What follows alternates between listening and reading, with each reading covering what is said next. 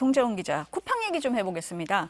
요즘에 보니까 쿠팡 서비스 탈퇴한다, 탈팡이라고 그러죠. 그런 소비자가 많이 늘고 있다 그러는데 실제로 수치로 확인이 됩니까? 네, 지난해 12월 넷째 주 일주일 동안 쿠팡 앱에 한 번이라도 접속한 주간 활성 이용자 수는 2,770만 명으로 나타났습니다. 이 대규모 개인정보 유출 사태가 알려지기 전이었던 11월 넷째 주보다 거의 6% 가까이가 빠진 건데요. 흥미로운 건 같은 기간 중국계 플랫폼인 알리익스프레스와 테무의 주간 활성 이용자도 각각 16%, 3%가 줄어들었다는 점입니다.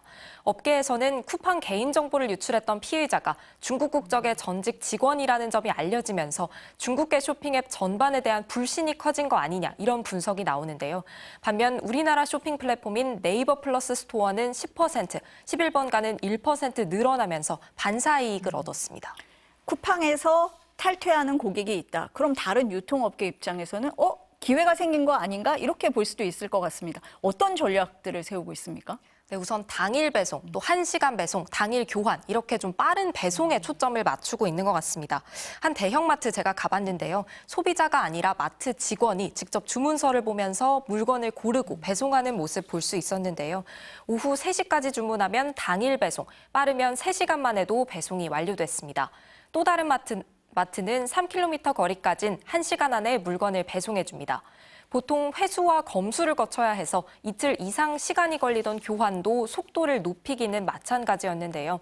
제가 한 홈쇼핑 업체 물류센터에 다녀왔는데 고객 교환 신청이 들어오니까 곧바로 물류창고에서 새 상품을 찾고 그대로 차량에 실어서 배송하는 모습을 볼 수 있었습니다. 지금 설명을 들어보면 당일 교환도 되고 1시간 안에 배송도 된다 이런 건데 쿠팡을 이용하시는 많은 분들이 로켓 배송도 된다, 새벽 배송도 된다 이런 것 때문에 이용을 하는 거잖아요. 그러면 다른 업체들이 정말 경쟁력이 있느냐? 어떻게 보고 계세요? 사실 대신 쓰기에는 쿠팡보다 느린 건 사실입니다. 쿠팡은 지난 2014년에 처음으로 로켓 배송 서비스를 도입했는데요. 대규모 투자를 통해서 물류, 배송 시스템 매뉴얼 등 인프라를 구축하고 직접 물건을 사서 보관하고 또 직접 배송하는 방식을 통해서 저렴하고 빠른 배송에 특화된 이커머스 채널로 급부상했습니다. 이렇게 10년 넘게 쌓아온 물류와 배송 인프라를 한 번에 따라잡는다는 건 역부족입니다. 전문가들한테도 물어봤는데요. 심야 시간대에 작업을 하고 새벽에 고객에게 배송해주는 체계가 쉽게 되는 건 아니다. 이렇게 분석을 했는데요.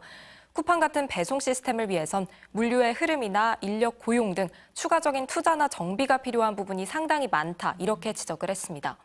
사실 이런 점을 잘 알고 있는 쿠팡이 자신들의 개인정보 유출에 대해서 굉장히 무성의한 태도로 일관하고 각종 논란이 불거져도 고객들은 쿠팡을 못 떠난다고 믿고 있다는 지적이 나오기도 했습니다. 이 점이 좀 답답한 지점인 것 같습니다. 네, 오늘 두 분 말씀 여기까지 듣겠습니다. 감사합니다.